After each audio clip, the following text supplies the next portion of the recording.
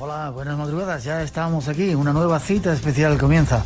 2 nuevas horas tenemos para llenar juntos compartiendo este espacio en blanco que ahora se abre en las ondas de Radio Nacional de España. Así que si estáis preparados, ahí vamos a celebrar juntos la emisión 200 del Espacio en Blanco. Pero antes de ello, hemos de daros las gracias a todos por estas 200 primeras emisiones del Espacio en Blanco. Han sido horas intensas de emociones, de aventuras, de respuestas, de temas e invitados especiales. Algunos de ellos según un poco locos, según vuestra opinión, pero únicos. Gracias a todos los que nos sintonizáis desde Radio Nacional de España y en el podcast por todo el mundo. Gracias, con vuestra ayuda y compañía cumpliremos miles de programas más y preparaos que este futuro llega con sorpresas. Y si queréis juntos las vamos a desvelar. Y si estáis listos, nos vamos a Egipto a escuchar lo que no soy yo en esos programas especiales desde las diferentes pirámides y otros lugares, disfrutarlo. Serán como paisajes sonoros desde diferentes lugares de esa portentosa civilización, para no perdérselo.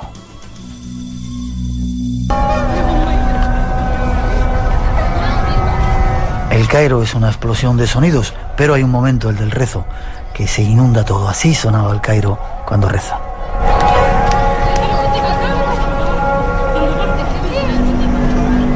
Estamos en la meseta de Giza, al lado de la Esfinge, Javier. Hay una teoría que dice que se databa la Esfinge muchos más años de lo que los arqueólogos oficiales hasta ahora habían constatado. ¿Cuál es esa teoría? Pues mira, déjame primero hacer la foto del lugar exacto en el que estamos para que nuestros oyentes escuchen. Aparte de los turistas que están llegando. Aparte de los turistas, efectivamente. Estamos justo detrás de la Esfinge, viendo la cabeza del coloso y la cubeta de piedra en la que está sumergido, digamos, este gran monumento, que es la escultura en roca natural más grande de todo el mundo. Y si te fijas, aquí lo interesante son las paredes de la cubeta, del lugar en el que nos encontramos, que son las que abundan en esa teoría por la que tú me preguntas. Esas paredes están deformadas, están como abombadas, como si hubieran sido lamidas progresivamente por agua que cayera por ellas, pero claro, esa explicación, que es la que dan los geólogos que han estudiado este lugar y que dicen que aquí hubo efectivamente grandes precipitaciones de agua que estuvieron erosionando todas estas piedras, nos obligan a retrotraernos a una época en la que sencillamente la Esfinge pues no existía para los egiptólogos. Estamos hablando de por lo menos el 7000 antes de Cristo, hace 9000 años, justo la época más o menos en la que Platón sitúa el hundimiento de la Atlántida y donde los climatólogos sitúan el último gran cambio climático o trastorno climático del planeta. Eso significaría que la Esfinge es mucho más antigua y casi seguramente las pirámides, porque parece que se construyeron al mismo tiempo, con lo cual se rompería un poco la idea de que fueron hechos por Keops, Kefren y Mycerinos. Pues fíjate, sí significa eso, o sí podría significar eso, porque la propia Esfinge también tiene rastros de la misma erosión que las paredes de la cubeta. También hay esa especie de ondulaciones en el cuello, sobre todo, de la Esfinge. Y luego fíjate también en una paradoja tremenda. Esta Esfinge, y lo dicen todos los libros de historia, ha estado durante siglos cubierta hasta el cuello. El cuerpo estaba a salvo de la erosión porque estaba bajo la arena. Lo normal hubiera sido que el viento del desierto hubiera erosionado mucho más la cabeza que el cuerpo, y sin embargo el cuerpo es lo que está más erosionado. ¿Cómo es esto posible? Bueno, hay solamente una explicación, le guste o no a los investigadores de este tipo de cuestiones. La única explicación es que la cabeza fue reesculpida en tiempos más recientes y por lo tanto eso explicaría que esté mejor conservada. Y si te fijas bien, mirándola desde aquí, se ve que hay una desproporción muy grande entre el tamaño de la cabeza y el tamaño del cuerpo, es sensiblemente más pequeña. Y el cuerpo tiene esos rasgos de erosión porque es muchísimo más antiguo, y esos rasgos de erosión nos los sitúan, como te decía antes, por lo menos en el 7000 antes de Cristo. Efectivamente, hubo una cultura capaz de hacer el coloso en piedra más grande de toda la historia de la civilización y que no sabemos de dónde venía.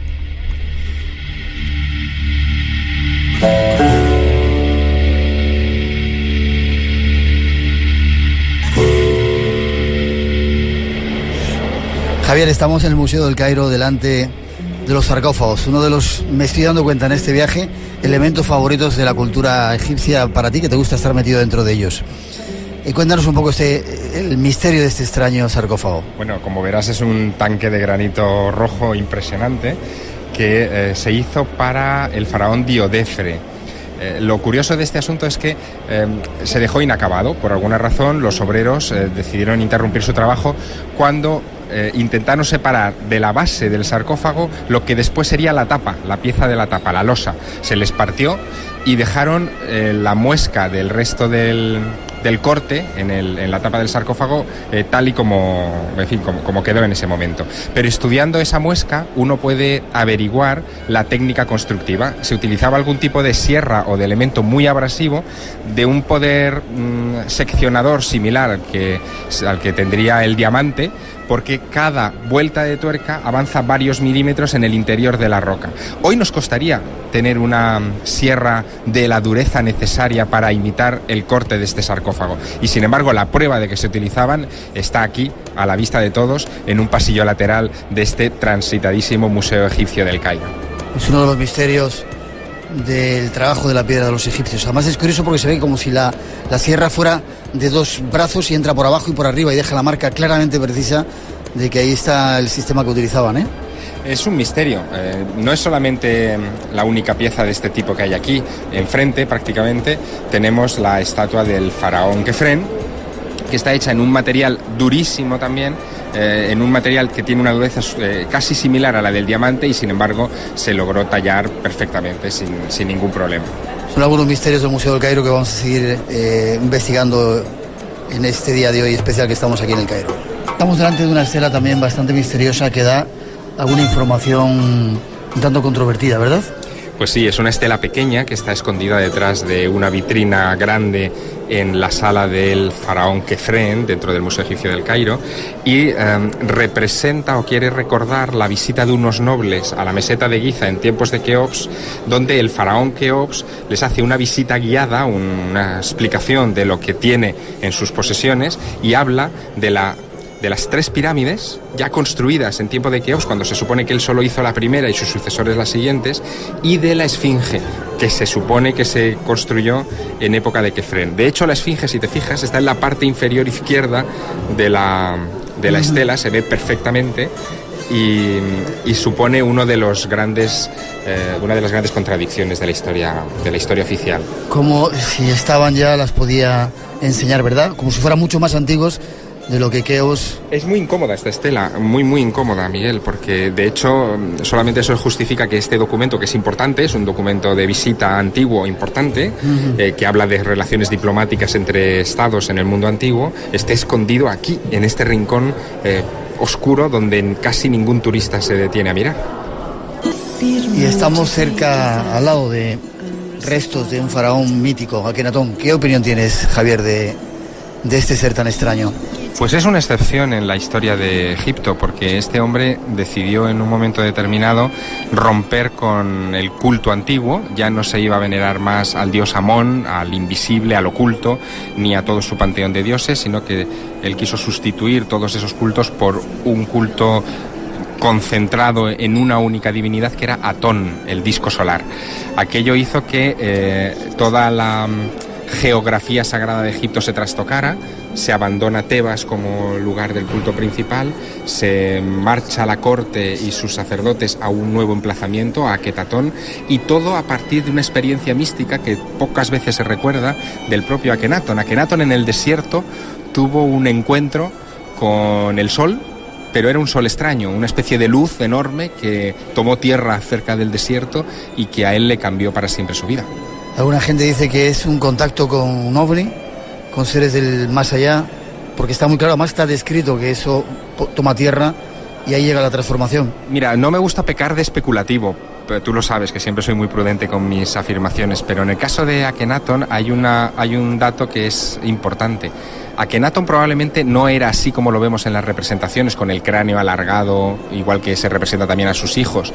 Akenatón probablemente era una persona como tú y como yo, con el cráneo normal, pero a partir de aquel encuentro quiso representarse siempre con ese tipo de cabeza, siempre, en todo el arte de su tiempo. Quizá porque trataba de imitar a quienes estaban dentro de aquella luz. y a partir de ahí piensa lo que quieras. Estamos ante la pieza 6347 en el Museo del Cairo. Es curioso porque ha estado durante mucho tiempo desaparecida y vuelve a estar aquí. Es muy extraña, ¿eh? Es muy extraña. Supuestamente representa un pequeño halcón con una cola vertical y un ala recta que el doctor Khalil Mesija, que era un profesor de antropología de la Universidad de Helwan aquí en el Cairo, enseguida asimiló con un avión, o sea, con las características de un avión. De hecho, se sometió a túneles aerodinámicos y poniéndole simplemente una piececita en la cola horizontal, se veía que podía planear perfectamente.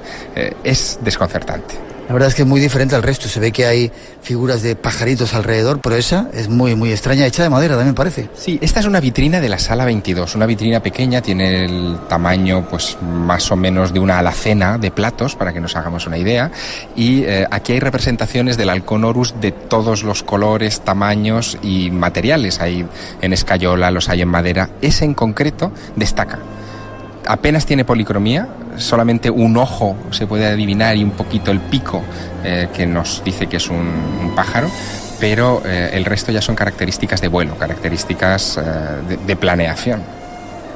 Pues estamos en este momento en el patio central que preside la pirámide de Zoser, la pirámide escalonada, y este es un lugar muy especial porque hace unos 3000 años comenzaron aquí unos rituales que se convirtieron en tradicionales en toda la historia de Egipto, rituales a los que se sometía el faraón cada vez que cumplía 30 años de reinado y en donde él se investía otra vez de la energía protectora y revitalizadora de los dioses y tenía que demostrar ante su pueblo que era capaz de seguir gobernando.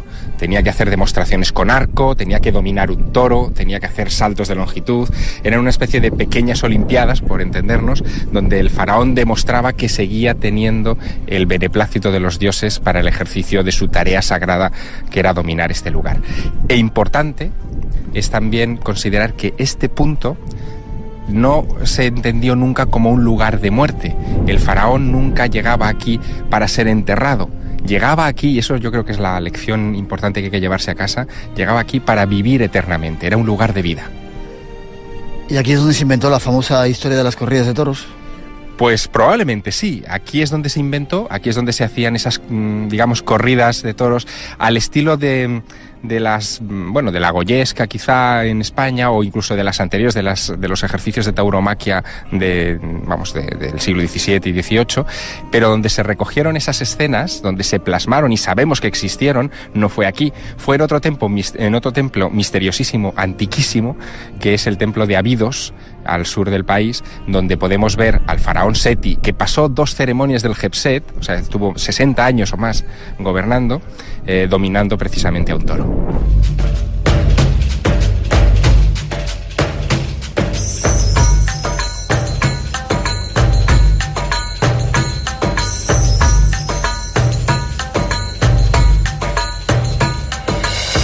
Así es como suena la radio dentro de una pirámide. Estamos dentro de la pirámide de Teti, en Saqqara, uno de los faraones que se dedicó a construir pirámides a imagen y semejanza de la Gran Pirámide.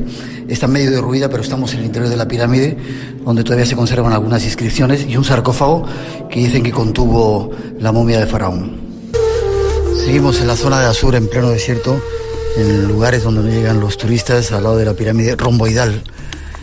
Javier, explícanos un poco esta pirámide. Dicen que los arquitectos estaban construyéndola, se equivocaron y de repente tuvieron que corregir el ángulo.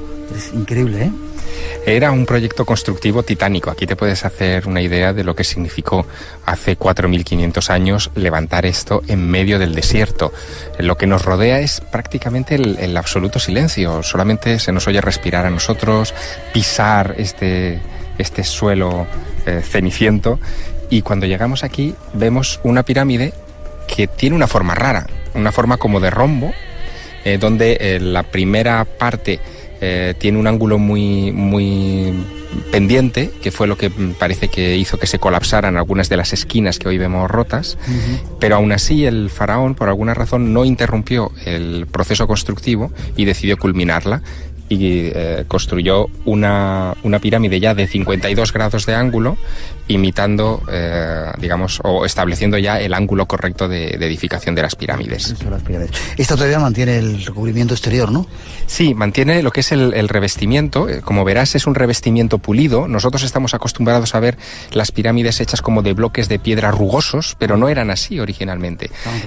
Estaban recubiertas por unas losas que las forraban por completo y que hacían que el sol incidiera en ellas de una manera muy peculiar. Esto recién terminado, completamente pulido y de color blanco, tenía que brillar como si fuera un faro en medio del desierto, pero se supone que estaban pintadas. Y ahí hay otro misterio muy curioso. Se supone que algunas de estas pirámides tenían una capa de pintura ocre que las convertía casi como en, algunas de ellas, en mojones rojos o de color sangre en medio de esta inmensidad de color amarillo. ¿O señales para gente que viniera del cielo, a lo mejor? Bueno, lo que se está estableciendo ya como una teoría muy consolidada, incluso en el mundo de la egiptología ortodoxa, es que estas pirámides lo que trataban era de imitar sobre la tierra sagrada de Egipto lo que ellos veían sobre sus cabezas en cada horizonte nocturno. Cada noche veían una serie de estrellas que destacaban sobre las demás y que consideraban eran la morada de los dioses. Así que decidieron imitarlas sobre el terreno para cumplir la máxima egipcia que está detrás de toda la religión y que se resume en un principio que después durante la Edad Media sería famoso en toda Europa, un principio que se llamó el principio hermético. Así como es arriba, es abajo. Así como es en el cielo, son las pirámides en la tierra. Debía ser impresionante en tiempo de los faraones esto, en mitad del desierto, con este aire, este viento solamente que nos rodea, encontrarse en mitad de la nada estas construcciones. Debe ser tremendo, ¿verdad? Qué impresión. Estamos en la orilla oeste del Nilo, eso no hay que perderlo de vista nunca, es decir, es la orilla de los muertos, el reino del más allá. El egipcio convencional hace 4.500 años habitaba solo en la orilla opuesta, en la orilla este, la orilla de la vida. Cuando alguien se atrevía a internarse en este paisaje del más allá, del otro mundo, se encontraba con esto, que era lo que le recordaba no solamente el poder de sus gobernantes, sino también la sacralidad que estaba detrás, digamos, del espíritu que construyó estos monumentos. Esto no se hacía, contrariamente a como lo haríamos hoy nosotros, para buscar la gloria de un rey. Se hacía porque había un propósito sagrado, espiritual detrás, que era convertir cada una de estas pirámides en medio del desierto en una rampa, en una escalera que comunicara la vida terrestre con la vida real, la vida con mayúsculas, que era la vida celeste. Serían escaleras hacia el cielo. Indudablemente eran escaleras hacia el cielo. Y si te das cuenta, cuando ya pasó la época constructiva de las pirámides y Egipto se vino abajo y se dedicó a otros menesteres, a proteger un poco la tierra contra agresiones externas, a organizar sus ejércitos, etc., en las tumbas de esos periodos posteriores siempre se representa al faraón tratando de acercarse a una escalera que lo conecte con el reino del más allá. La idea de la escalera, además, terminaría saltando también a nuestra cultura judeocristiana. Recuerda solamente el sueño de Jacob, camino de Harrán, que describe la Biblia. Él se queda dormido sobre una piedra en medio del desierto y observa una escalera que cae del cielo y por la que ascienden y descienden ángeles. Bueno, pues esa idea ni siquiera es hebrea, es una idea egipcia. Veo que hay una entrada también, como en las otras pirámides. ¿Se sabe lo que hay por dentro o todavía está inexplorada esta pirámide? No, la pirámide está perfectamente explorada y cartografiada en su interior. Esto ya se hizo en el siglo XIX, pero es cierto que haría falta una gran tarea de restauración y de adecuación para que la pudieran visitar los turistas. Tú piensas que en todas las pirámides practicables se ponen unas planchas de madera en el suelo con travesaños para que uno no se resbale por esas galerías, esos conductos que son casi como tuberías, ¿no? Bueno, pues aquí esa estructura no está puesta, no está instalada y por lo tanto tampoco está abierta para las visitas convencionales. Estamos en pleno desierto, mucha gente dice que ha estado por aquí, ha fotografiado extrañas luces. ¿Será por la zona? ¿Será porque vienen a ver a estas señales que parece que son las pirámides en la Tierra? ¿Qué puede ser? Esos fenómenos lumínicos extraños. Bueno, yo he caminado por este desierto de noche. a altas horas de la madrugada y he visto ponerse el sol y amanecer en este desierto. Y es verdad que aquí se ven cosas, se ven extraños resplandores, la atmósfera cálida a ras de suelo a veces juega malas pasadas y te puede crear espejismos, pero es verdad que a veces, ocasionalmente, vienen luces que no sabes de cuál es su origen.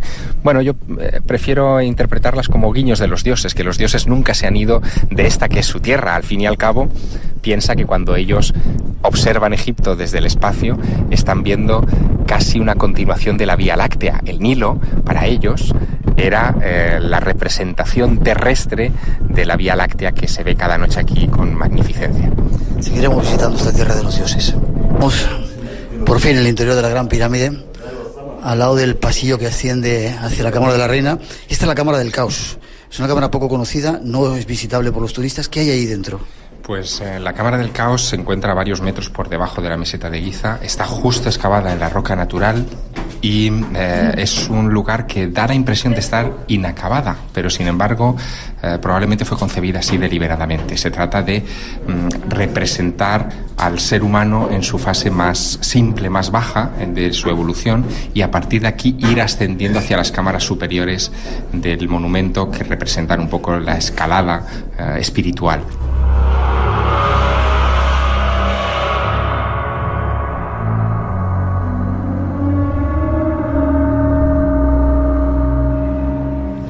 Así suena la Radio Nacional de España dentro de la Gran Pirámide, uno de los monumentos más sagrados de la historia de la humanidad, la séptima maravilla del mundo.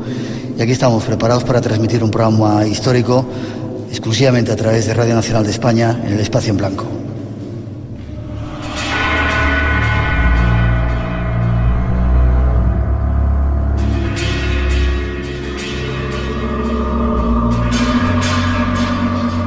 Javier, estamos por fin en el interior de la Gran Pirámide, en la Cámara del Rey. Tremendo cómo suena esto, ¿verdad? Qué reverberación y qué experiencia estar aquí. Es un sonido realmente único y lo dan las proporciones exactas de este monumento. Son unos 10 metros de largo por 5 de alto y 5 de ancho. Forma un triángulo perfecto que hace que la acústica sea única. Y sobre nosotros gravitan 9 grandes piedras, 9, que representan a los 9 dioses de la Eneada fundadora de Egipto, cada una de ellas de 70 toneladas, granito rojo, importado desde Asuán, a casi 1000 kilómetros de este lugar, en un esfuerzo de ingeniería que no tiene precedentes en el mundo antiguo. Para mucha gente este es el lugar construido por el hombre, o vete a saber por quién, más poderoso que hay en el planeta, más lleno de energía, más lleno de cosas extrañas. Es curioso estar aquí, ¿verdad, Javier? Bueno, no hay más que entrar aquí para percibirlo. Yo hacía ya unos años que no ponía el pie en este lugar. Mira cómo se me pone la carne de gallina. Sí, no me extraña. Y ha sido entrar y volver a reconectar con las sensaciones y con las vivencias del mundo antiguo. Y piensa una cosa, este sarcófago sobre el que estamos ahora mismo hablando siempre ha estado vacío. Es un sarcófago probablemente ceremonial, un lugar donde el iniciado tenía que tumbarse y aguardar a que la energía de la vida le inundase y volviese él a resucitar convertido en un hombre nuevo. Todo esto son símbolos del mundo antiguo, pero símbolos muy importantes. Cuando salgas de la pirámide, Miguel, recuerda que vas a atravesar túneles angostos y vas a salir a la luz del sol, como si volvieras a nacer. Vienes de las tinieblas de este lugar. Vamos a volver a nacer, esa es la experiencia de este programa especial de Espacio en Blanco, Radio Nacional de España, dentro de la Gran Pirámide de Keops. Este es otro momento sonoro dentro de la Gran Pirámide. Estamos en la Cámara del Rey y como a Javier Sierra le gustan mucho los sarcófagos, estamos dentro del sarcófago de la Cámara del Rey. Qué sensación también volver a estar aquí, ¿verdad? Pues sí, la verdad que sí. Estamos, yo creo que en el tanque donde se han tumbado tantísimos personajes históricos y uno casi puede sentirlos. Aquí estuvo Napoleón Bonaparte, aquí estuvo Julio César, aquí estuvo Alejandro Magno, todos ellos tratando de comprender los misterios de la vida y de la muerte en este lugar, por no hablar evidentemente de los faraones del mundo antiguo que probablemente utilizaron este sitio para sus iniciaciones. Aquí estuvo también Javier Sierra, que al final no quiere contarnos lo que le pasó. Aquí estuvo Javier Sierra también, pero ¿escuchas la reverberación del sonido en este lugar? Es tremendo. Realmente, como tú decías, yo creo que esto tiene un significado simbólico que va más allá de la construcción de 4 paredes. Debe tener un significado muy mágico que todavía no hemos llegado a acertar, a distinguir, ¿verdad? Desde luego que sí, y fíjate, subiendo hoy a este lugar, ascendiendo a este punto de la Gran Pirámide, he visto que aquí hay una auténtica metáfora de lo que es la vida moderna. Las autoridades egipcias han cerrado la cámara de iniciación subterránea, el lugar que se conoce como la sala inacabada. Nos han quitado, nos han robado la iniciación desde nuestros orígenes. También nos han quitado el corazón, no se puede entrar a la cámara de la reina y nos envían por vía express hacia el lugar culmen de esta pirámide, que es esta sala donde nos encontramos y este sarcófago en el que estamos ahora descansando. Pero parece para este mundo moderno que lo importante es la meta, y no lo es, Miguel. Lo importante de verdad, y tú lo sabes muy bien, es el camino. 2 citas cada semana, de 2 a 4 de la madrugada, 1 hora antes en Canarias, los sábados y domingos. Espacio en Blanco. En Radio Nacional de España, con Miguel Blanco.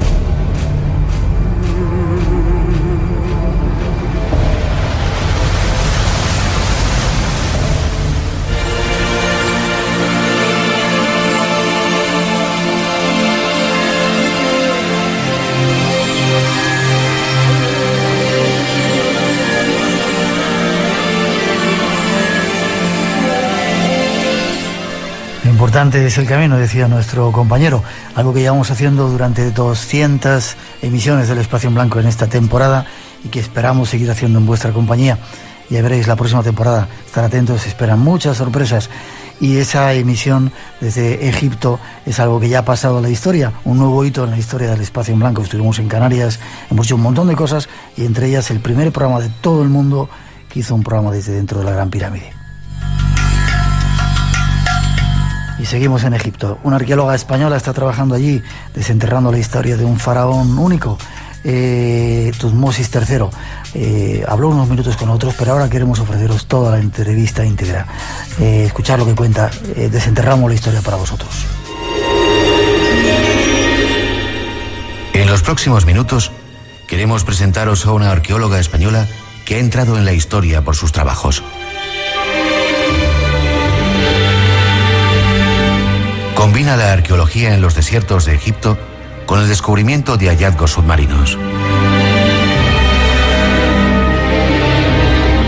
Ha estado, entre otros lugares, en la pirámide romboidal en Dasur, en el puerto de Alejandría, y en el de Tiro, en Líbano. Su apasionante trabajo nos desentierra la historia para que podamos comprenderla mejor.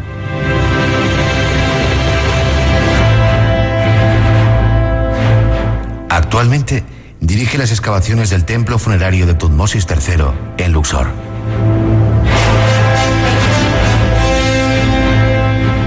Es un tema apasionante que deseamos descubriros en los próximos minutos, junto a su protagonista, Miriam Seco. Escuchad.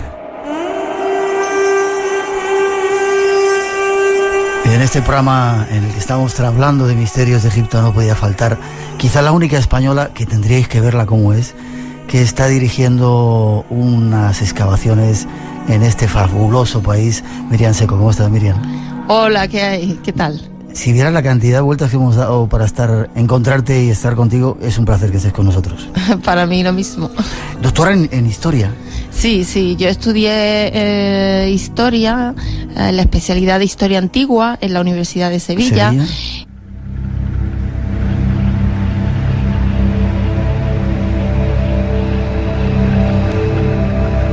Miriam Seco, ¿sabes que eres una de las arqueólogas más importantes en este país? ¿Lo sabes? ¿Eres consciente de ello? ¿Te ríes? ¿Sí o no? O por lo menos más mediática. Hacemos lo que podemos. Te convertiste en arqueóloga por vocación, ¿no? Sí, yo siempre me había atraído el Próximo Oriente. Tampoco de pequeña no tenía la idea de Egipto, tenía la idea del Próximo Oriente, de viajar. A mí siempre me ha encantado moverme y soñaba con aprender idiomas, soñaba con salir y bueno, luego cuando entré en la facultad, pues fue cuando ya empiezas a ver que bueno, pues empiezas a dar las primeras asignaturas de egiptología, las primeras de Próximo Oriente, y ahí ya empecé con la egiptología. ¿Y qué tal se vive una ciudad como el Cairo? El Cairo a mí me encanta. Sí. O sea, yo llevo pues desde el año 98, bueno, 98 y 99 vivía en Alejandría, pero a partir del 2000 me fui a vivir ya al Cairo y bueno, yo disfruto cada vez que estoy allí. Bueno, tampoco vivo todo el año porque paso muchos meses en Luxor trabajando en las excavaciones, pero yo, por ejemplo, cuando vuelvo al Cairo, pues me siento que vuelvo a casa y aguantas el tráfico, el ruido, este follón que hay, ya la ni contaminación. Ya ni lo oigo, la contaminación no la veo, no lo sé. Tiene sus atractivos, ¿no? Luego el Cairo pues tiene tantísimas actividades. Hombre, imagino que si viviera 12 meses al año en el Cairo, pues sí que pesaría y te sentirías agobiado, ¿no? Pero los meses que yo estoy en el Cairo, yo disfruto muchísimo del Cairo y de todas las actividades que te ofrece la ciudad y la cantidad de gente que conoces. Ajá. Y bueno, yo estoy encantadísima. ¿Vienes mucho a las pirámides? Claro, muchísimo. ¿Has entrado muchas veces en la...? Montones de veces. ¿Tienes que pagar entrada o te dejan entrar gratis? Puedo entrar gratis. ¿Sí? ¿Tienes algún carnet de esos? Claro. ¿Nos lo dejas? ¿Sí? Claro. ¿Sí? Ya hablaremos ahora. La Gran Pirámide. Antes de irnos a Luxor a hablar de Tutmosis. Tremenda construcción, ¿no? ¿Y la construyó, dices, quién? ¿Cuál? La Gran Pirámide. Bueno, Keops. La Gran Pirámide es Keops. ¿Qué pruebas hay de ello? Tenemos las pirámides, la Keops, Kefren y Miquerinos, y bueno, a mí Giza me parece un lugar mágico.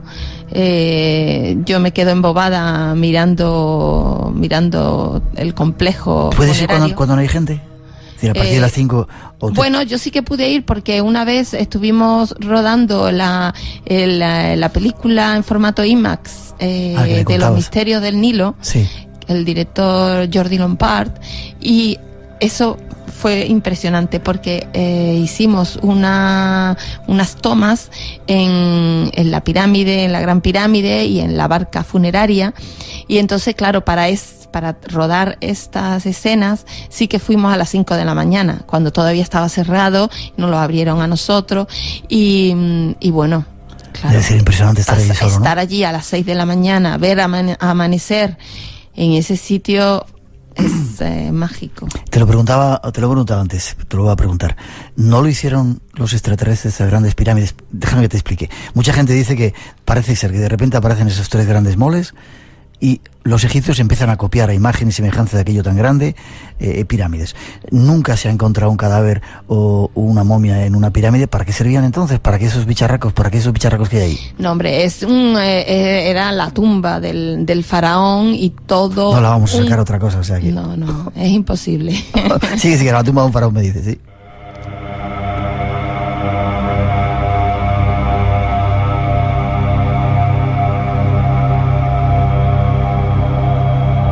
Esta es Miriam Seco, nuestra invitada, la arqueóloga, una de las arqueólogas más reputadas e importantes de España, que está excavando el templo de unos faraones también más importantes. Quiero que me cuentes un poco eso. Tú, de repente, en Luxor, te haces directora de excavaciones. Me gusta, bueno, ya me has invitado, o sea que voy a ir a verte. Debe ser tremendo como los tienes a todos los árabes ahí que trabajan contigo. ¿Qué empiezas a excavar? ¿Qué encuentras? ¿Cómo sabes que ahí está el templo de Tutmosis? Bueno, antes de nada, ¿quién era Tutmosis?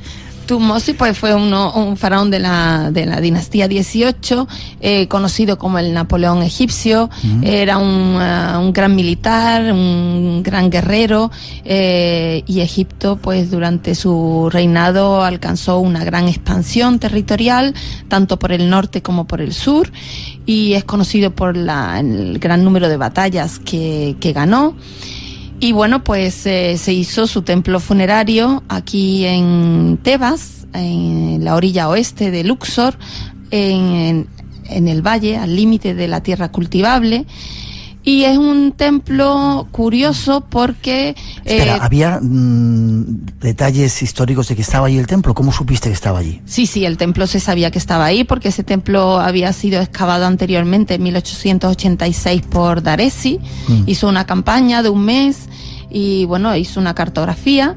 Después ya D'Aresi no volvió a trabajar más ahí, entonces habrá que esperar a 1906 en que Weigel, otro arqueólogo, también hace una campaña de un mes, excavó sobre todo la parte de los almacenes del templo y también hizo otro plano de las excavaciones, y después pues lo mismo, se vuelve a abandonar, no trabaja nadie hasta los años 30, 1934, en el que Ricke, un arquitecto suizo, vuelve a trabajar en ese templo y hace un estudio arquitectónico de la planta del templo. Sí que hizo 4 campañas arqueológicas, y desde 1938 el templo queda totalmente abandonado y nadie vuelve a trabajar ahí. O sea, todo el mundo sabe que eso es el templo de Tutmosis III, pero estaba... Ya. Y según los datos, Tutmosis era un tipo bastante pequeñito, medía unos 50. Sí, bueno, tenemos la momia en el Museo del Cairo. Y bueno, esta es de las famosas momias que se encontraron en la Cachette de Luxor, y cuando la familia Abderrasul, uno de los miembros de la familia, dijo al servicio de antigüedades, que estaba recién creado en aquella época, dónde estaba la Cachette, y estas momias fueron todas al Museo del Cairo y se han ido todas restaurando y ahora están expuestas pues en 2 salas. Explica a nuestros oyentes qué es eso de la Cachette. La Cachette era una sala donde habían metido todas las momias pues de la 18, 19 y 20 dinastía, de los faraones más importantes, pues la habían metido en esta habitación para protegerlas, ¿no?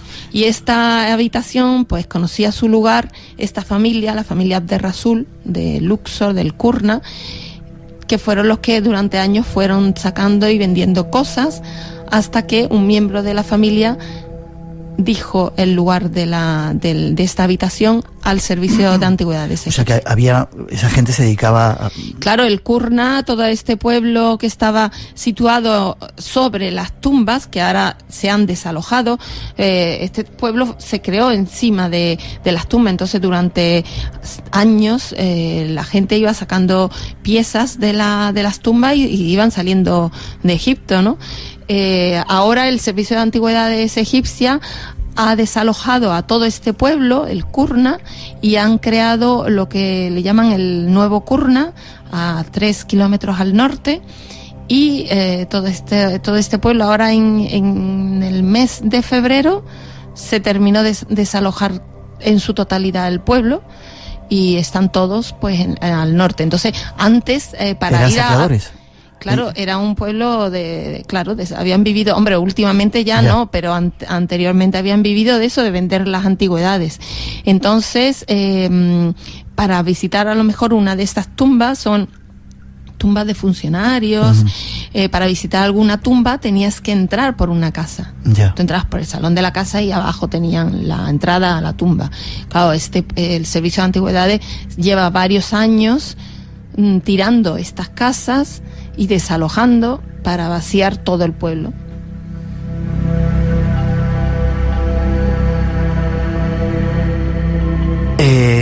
Tutmosis, como un faraón tan chiquitito. Antes de nada, ¿se encontró su tumba intacta o ya habían sacado todos los tesoros? No, se encontró solamente la momia. Claro, estaba ya saqueada también. Ya, faraón de 1,5 metros de estatura, pero debía ser tremendo, ¿no? Porque se le conoce como el Napoleón egipcio. Sí, era un gran guerrero, hizo 17 campañas militares, las ganó todas.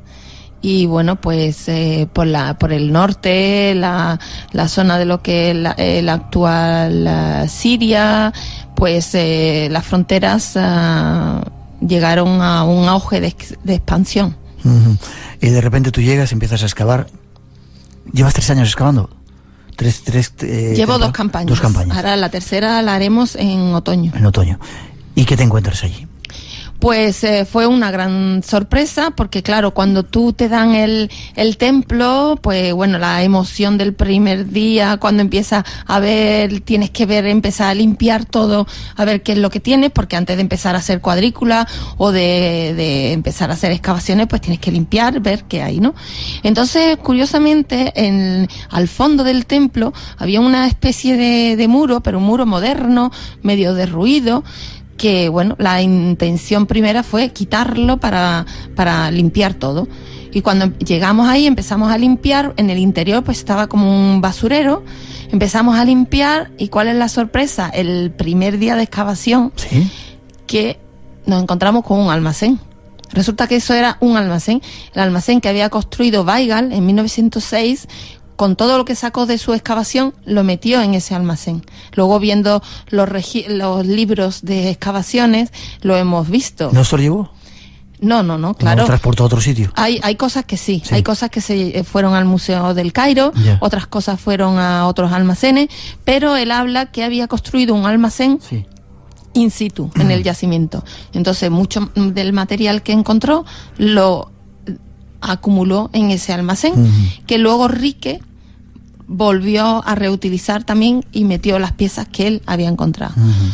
Por motivo que sea, ese almacén quedó totalmente olvidado, cubierto de tierra otra vez, y bueno, pues así nos vimos nosotros el segundo día de excavación, excavando un antiguo almacén, con lo cual te empiezan a salir fragmentos, pues teníamos 2000 piezas, la mayoría de ellas son bloques de las paredes del templo, de las paredes de las capillas, con relieves, con inscripciones, con colores que se conservan perfectamente, y bueno, una maravilla, ¿no? Entonces, pues claro, al principio cuando montas el equipo, pues yo llevaba a 2 restauradoras, llevaba a una para hacer la base de datos, que piensas que bueno, a lo mejor no tiene mucho trabajo, pero tienes que desbordados de trabajo, porque imagínate de momento tener 2000 piezas que hay que inventariar, hay que estudiar, hay que hacer la epigrafía, o sea. Seguís excavando, ¿qué otra cosa? Creo que has encontrado una estatua bastante importante. Sí, bueno, el año pasado, esto fue la primera campaña, que estuvimos excavando también la rampa principal de acceso. Esto es un templo en 3 niveles, 3 terrazas, como el de Hatshepsut. Tutmosis tenía que ver con claro, ello. Y entonces, muy curioso porque es un templo que todavía tiene característica de los templos ligados a la tumba, cavados en la roca. Este también es un templo cavado en la roca, en varias terrazas. Tiene una capilla dedicada a Hathor en el sur, pero ya es uno de los templos colocados en el valle, al límite de la tierra cultivable. O sea, tiene características antiguas y futuras, ¿no? Me contabas lo de la estatua. Y la estatua, el año pasado, pues sí, encontramos una estatua con cabeza de halcón, muy bonita, completa. Y bueno, y luego otra de las cosas muy importantes del año pasado fue la zona de entrada al templo, el pilono. Bueno, esto estaba muy sucio y con muchísimos escombros que tuvimos que limpiar, pero cuando ya conseguimos limpiar y empezamos la excavación, pues las esquinas del pilono, la entrada, el suelo de entrada al templo, todo se conserva perfectamente. Qué bien. ¿La gente sigue viviendo como el antiguo Egipto en la actualidad? En muchos sitios sí, sobre todo en el campo. Ya, por eso me refería en el campo. ¿Crees que hay mucho todavía por descubrir en ese templo funerario de Tutmosis III? Muchísimo. Luego tenemos otra cosa, que es que la carretera pasa por encima del patio. El patio nos puede dar muchísimas sorpresas y nunca ha sido excavado. Y luego ¿van a quitar la carretera? Sí. ¿Van a quitar la carretera? ¿Para qué? Ahora mismo tenemos unas casas que están encima del pilono, que se van a desalojar, y tenemos la carretera. El Servicio de Antigüedades ha empezado los trámites para desviar la carretera y para quitar las casas que están encima del pilono. Ya. Lo que pasa es que, bueno, necesitará su tiempo, pero yo creo que sí se podrá hacer. ¿Eres consciente de que estás desenterrando la vida, la historia de un personaje como Tutmosis III cada vez que vas excavando? Claro. ¿Sois consciente de ello? Sí. Debe ser apasionante y tremendo, ¿no? Lo que más te ha llamado la atención, estamos a punto de terminar, lo que más te ha llamado la atención de ese yacimiento que has descubierto hasta ahora. De ese yacimiento, por ahora lo que me ha llamado también muchísimo la atención es el estado de conservación de los colores, que hay piezas que parecen que están pintadas de hace unos días. ¿Cómo se puede conservar el color con tantísima perfección? Y luego pues algunas inscripciones que son bellísimas, y sueño con encontrar una estatua de Thutmose III.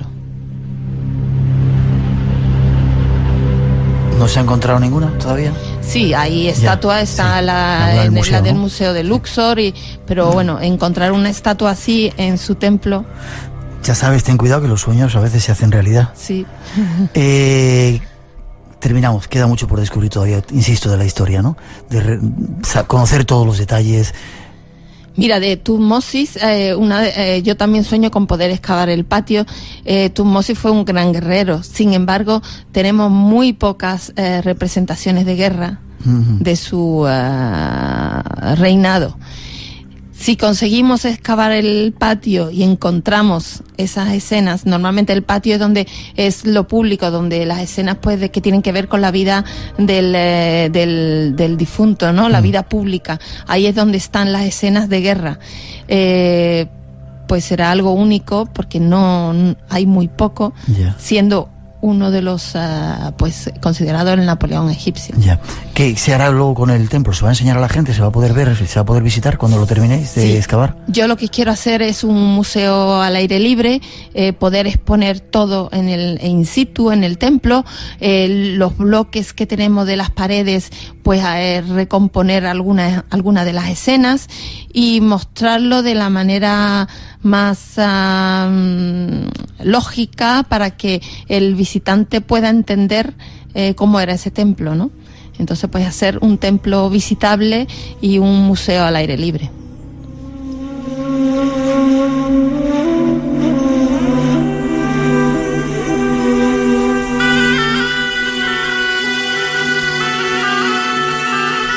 Miriam Seco estuvo con nosotros aquí en este programa especial en Egipto.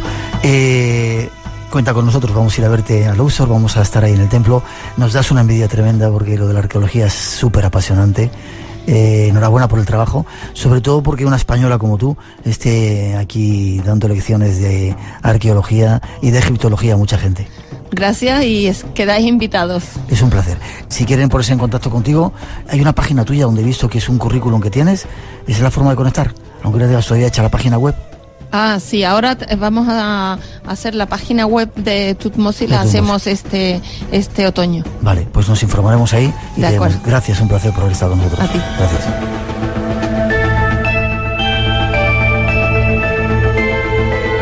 Llegan las noticias de las 3, las 2 en las Islas Canarias. Una mínima pausa en esta edición especial 200, número 200, y regresamos. En la segunda hora, la casa más misteriosa del mundo nos espera con un montón de sorpresas. No os lo perdáis, enseguida volvemos. Pasan algunos minutos de las 3, las 2 en las Islas Canarias y seguimos en esta edición especial número 200 del Espacio en Blanco. Una de las emisiones más intensas que hemos realizado en esta temporada fue desde la Casa de las Caras de Belmez. 2 emisiones hicimos desde allí y allí ocurrieron muchas cosas. Un extraño perfume que lo llenó todo y que parecía de su antigua propietaria, y unos sensores que comenzaron a marcar presencias, extrañas presencias. En los próximos minutos os invitamos a revivir esas sensaciones y ya veréis cómo se os ponen los pelos de punta.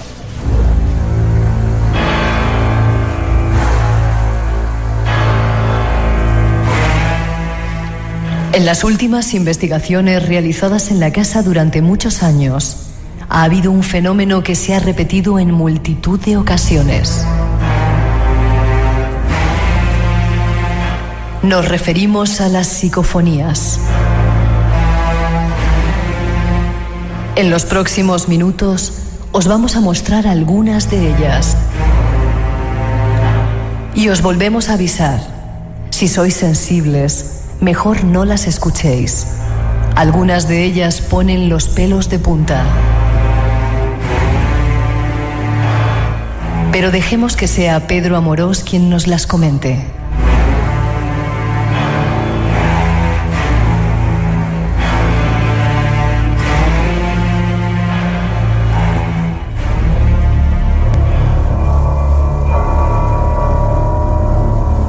Pedro Amorós ha sido una de las personas que más psicofonías, junto con Pedro nuestro perico Fernández, ha hecho aquí en la casa. Hemos hecho una selección de algunas de ellas, Pedro, para que tú nos cuentes un poco lo que ha sido. La primera creo que hablaba María. Sí, yo creo que es una de las más especiales. Estas son bastante antiguas ya y creo que tienen ese valor entrañable. Cuando en un momento le pedimos a María que dijese, que por favor preguntase algo para ver qué le decían sus caras, ella dijo: ¿les gusta mi compañía? Y se escucha su voz, y detrás de su voz un claro sí. Vamos a escucharlo si queréis. Vamos a escucharlo. ¿Les gusta mi compañía? ¿Les gusta mi compañía? A lo lejos suena esa voz que dices. Perfectamente. Es curioso. Además, esta noche queremos ponernos unas cuantas y luego seguimos recogiendo sensaciones. Hay otra que dice... Recuerda, efectivamente, esta cuando la obtuvimos, nuestra intención era intentar averiguar el por qué salían estas caras. Yo había planteado esa famosa hipótesis que se hizo hace ya algún tiempo, donde se hablaba de un cementerio y de otro cementerio, ¿no? Y planteando el por qué estas caras estaban aquí. Y una voz, para nosotros, dice recuerda. Se escuchan después unos pajarillos de fondo. Lo escuchamos.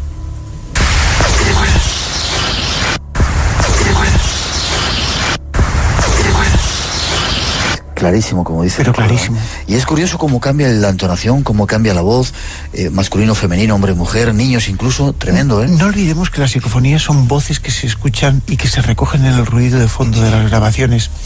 Y en un momento dado, las voces, las psicofonías, las inclusiones que quedan ahí, llegan distorsionadas, porque se conforman con energías residuales, que es lo que yo digo, ¿no? Y así es como normalmente las escuchamos. Tenemos una también que hemos preparado, Miguel, que, bueno, se escuchará la voz de nuestro compañero José Requena. Y José estaba además muy empeñado en que saliera el nombre de alguna de estas caras. Y él lo pregunta: ¿podéis decir el nombre de alguna de estas caras? Después de que el investigador lo pregunta, se escucha con toda claridad una voz que dice a la lejanía: Miguel. Vamos a escucharlo. ¿Algún nombre de una de esas personas a las que pertenezcan una de estas caras?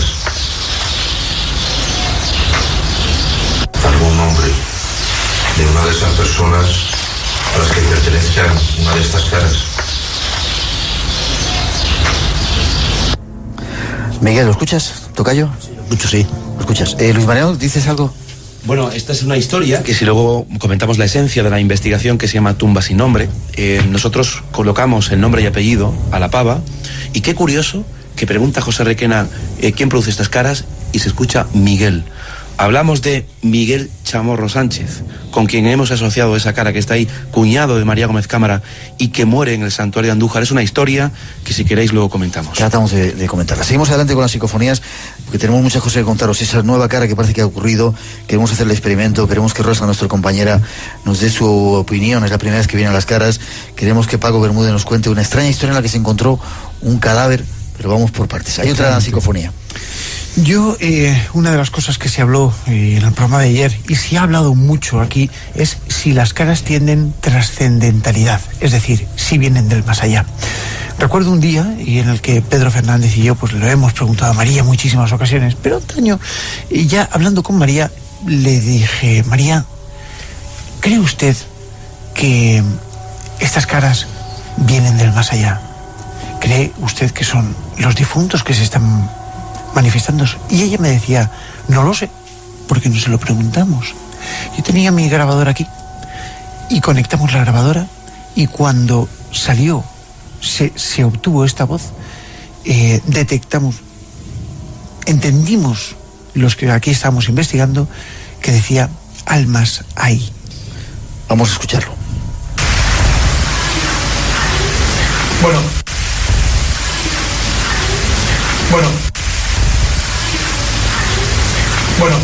Curioso la forma que le dice Además, ves la entonación psicofónica característica de subidas, bajadas de tono que van resonando.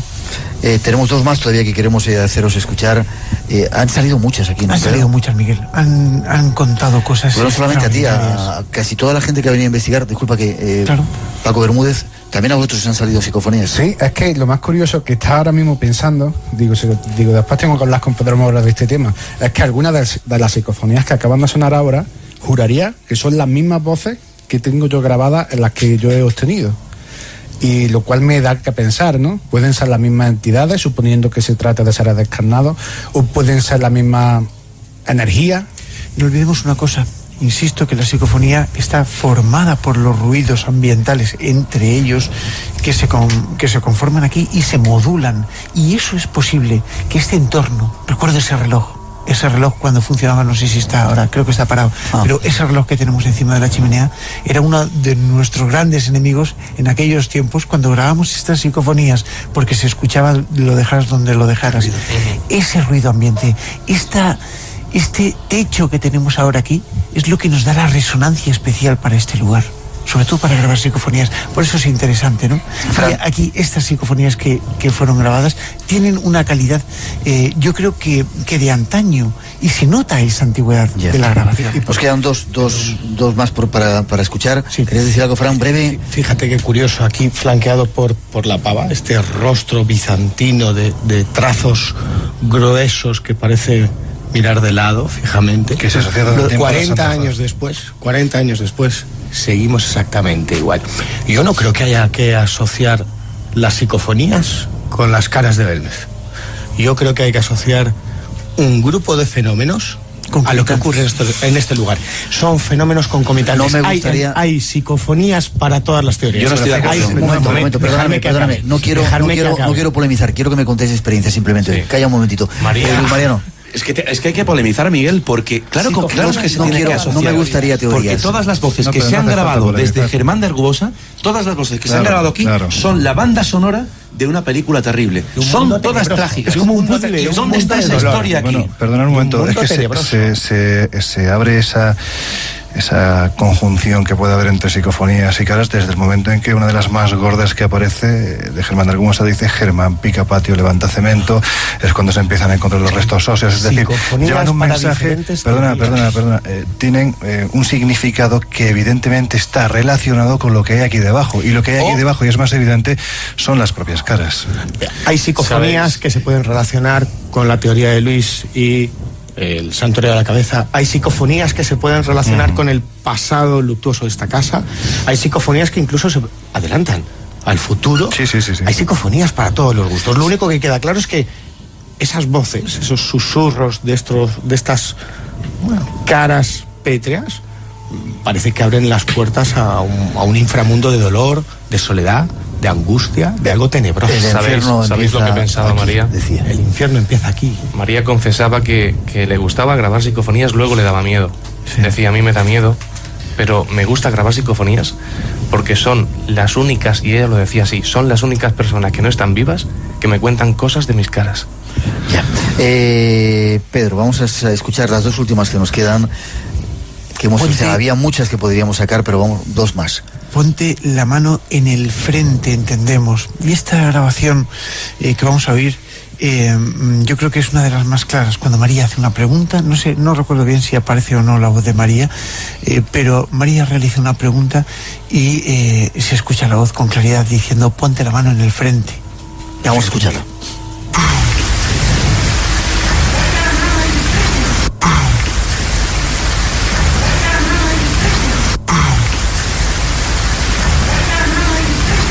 Y es curioso porque parece una voz de otro tiempo, una voz antigua, una voz de gente, ¿verdad?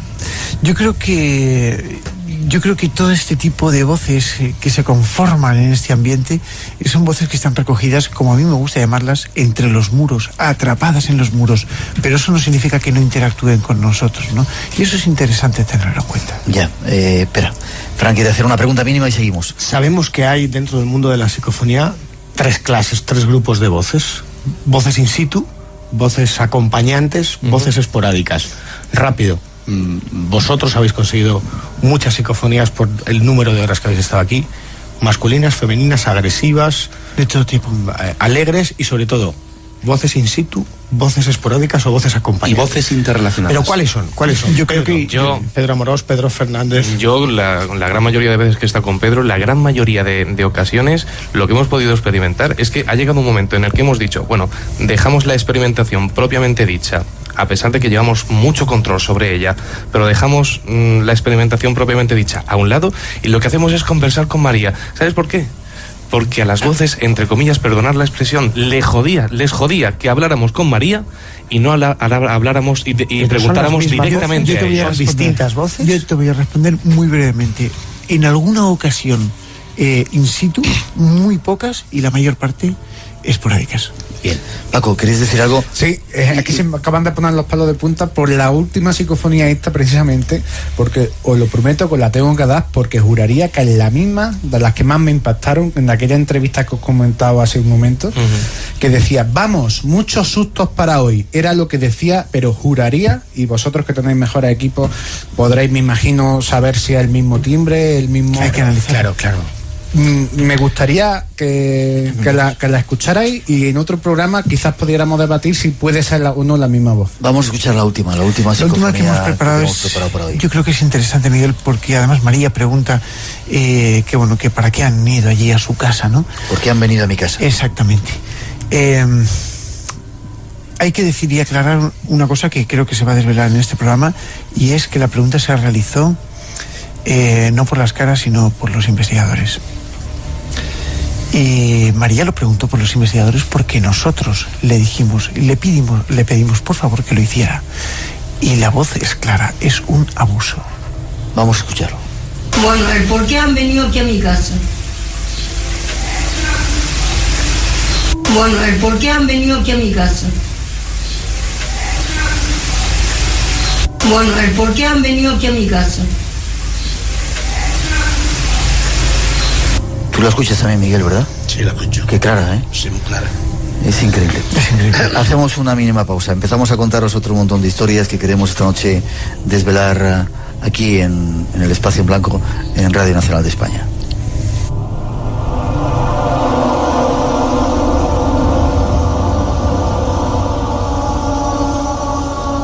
Espacio en Blanco.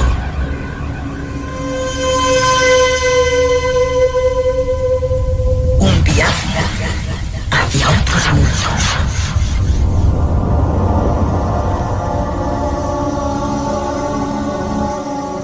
Rosa, a mí me gustaría que te dejen un micrófono. Rosa, nuestra compañera, la voz del programa, es la primera vez que viene aquí a la casa. ¿Qué impresión te ha dado y eso que no la estamos viendo en su salsa, porque hay un montón de aparatos, un montón de gente, le quita un poco la sensación y el atractivo, pero ¿qué idea, qué sensación ha recogido, Rosa? Yo te tengo que reconocer, Miguel, que venía con muchas reservas, porque, bueno, todos hemos leído mucho, hemos visto muchos reportajes, son muchos años, ¿no?, escuchando hablar de las caras de Belmer. Ajá. Para mí era importante venir aquí, encontrármelas, pero tenía un margen de escepticismo, ¿no? Pensaba que, bueno, que a lo mejor pues me podía encontrar unas manchas y luego la imaginación pues hacía el resto. Pero la verdad es que ayer, cuando llegamos aquí y entré, me quedé petrificada delante de las caras y me causaron una impresión que todavía no he reaccionado. Realmente estoy todavía asimilando, ¿no?, lo que son las caras, porque están ahí. No son manchas, no hace falta se ven claramente, parece que realmente quieran salir de la piedra y te están mirando, ¿no? La mirada de la pava te impresiona y mucho. Y hemos visto como de ayer a hoy, o por lo menos ayer nos dimos cuenta, aunque había muchos ojos aquí, ha aparecido aparentemente una cara nueva, Rosa. Sí, esto a mí me ha impresionado mucho, porque ayer yo estuve mucho tiempo en la zona de la chimenea, bueno, donde apareció la primera cara y donde hay una acumulación impresionante de caras y una energía muy fuerte, y hoy he visto una cara que ayer no estaba. Luego, cuando le haces fotografías, se ve muchísimo más nítida, contrasta muy bien, incluso a veces hasta las expresiones pueden cambiar y puedes apreciar rostros nuevos, ¿no? Que a simple vista, solo con los ojos no se ven y bueno, y siguen saliendo caras. Es que yo sí creo que hay caras nuevas.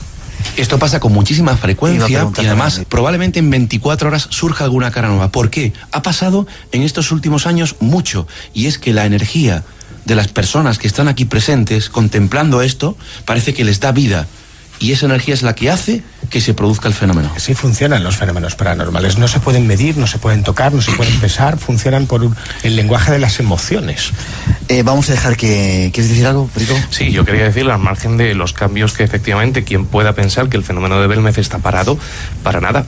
O sea, en la última investigación que realizamos la Sociedad Española de Investigaciones Parapsicológicas, pues nos llevamos una grata sorpresa cuando en una de las imágenes más famosas de la casa, que es la del pelao, todos sabemos el cifrado raro que apareció en el bracito de él. Sí, es la imagen que tenemos justo detrás. Esta. Que también está sacada de... ¿Sí? Miguel, esta la sacaron... Sí, esa es la que se llevaron a Valencia para investigar. Si recordáis, aparecía pues unos números y unas letras. Que mucha gente Santu o Sunzu. O algo por el estilo. Aquello desapareció y nadie supo interpretar de dónde venían esas letras, por qué salieron y cuál era su significado. El caso es que, bueno, ha pasado muchísimo tiempo, han pasado muchísimos años, y en la última experimentación que tuvimos, pues claro, nosotros realizamos cientos de fotografías, no solo al pelao, sino al resto de imágenes. ¿Qué es lo que nos encontramos en la imagen del pelao nuevo? Varias letras, concretamente la letra N, la letra A y la palabra UCI. Algo así como en la UCI.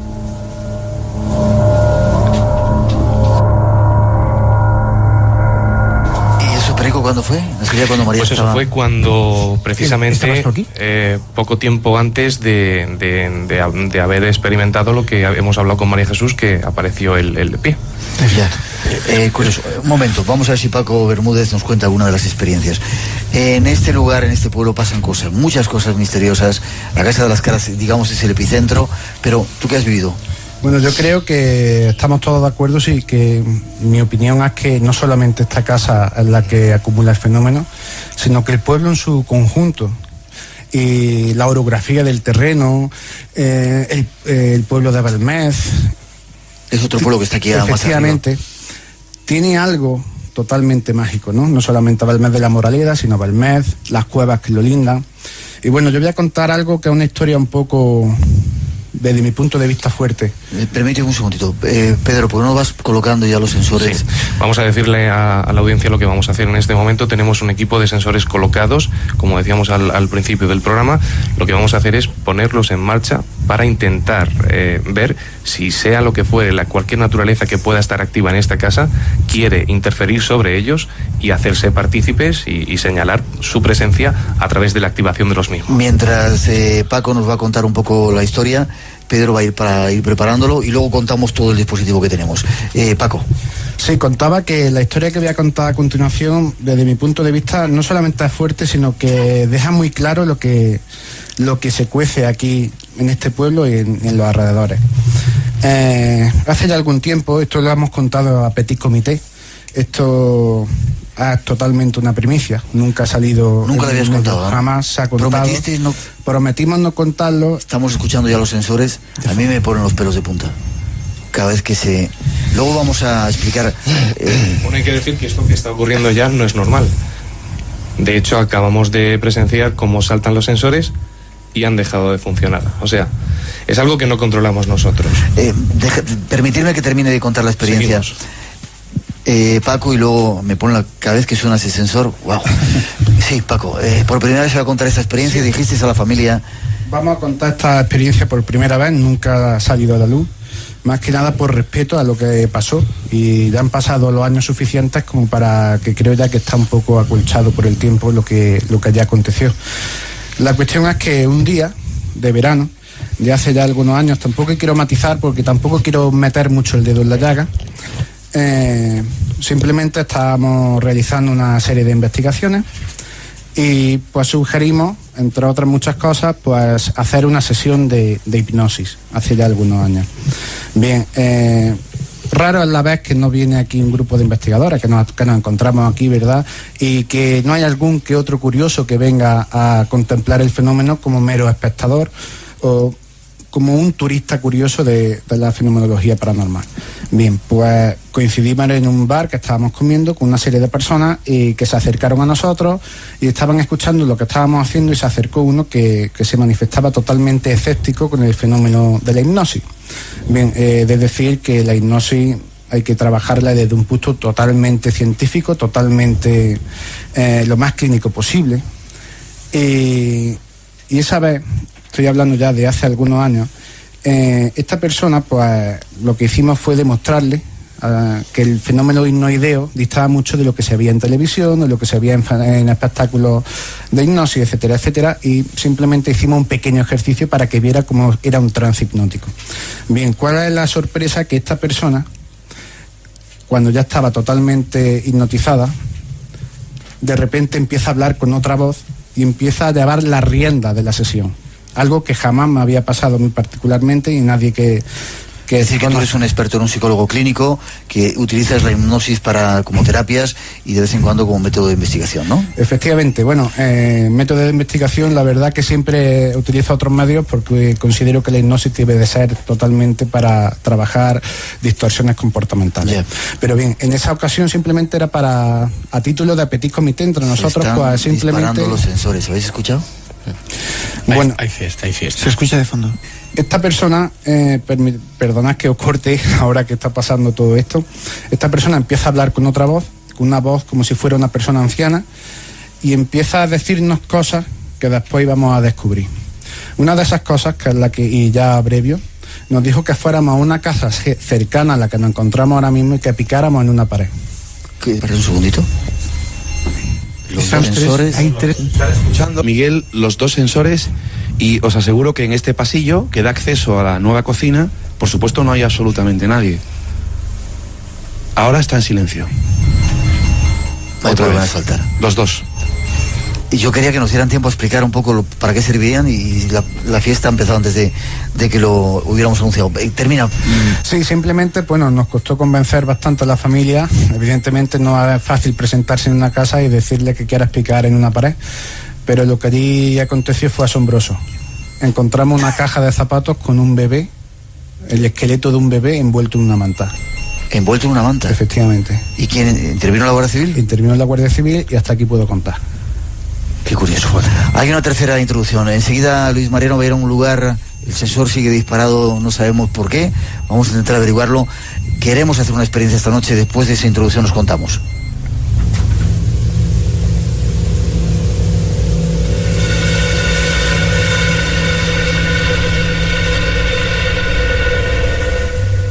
Y llega el momento de intentar establecer el contacto.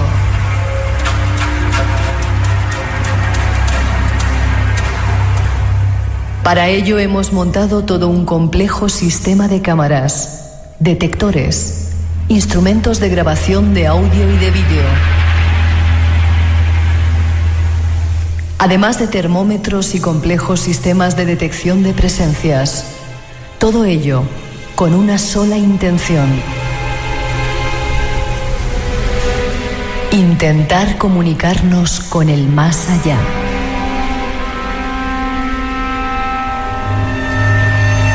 Si nos acompañáis en los próximos minutos, vais a ser testigos de lo insólito, del misterio más puro.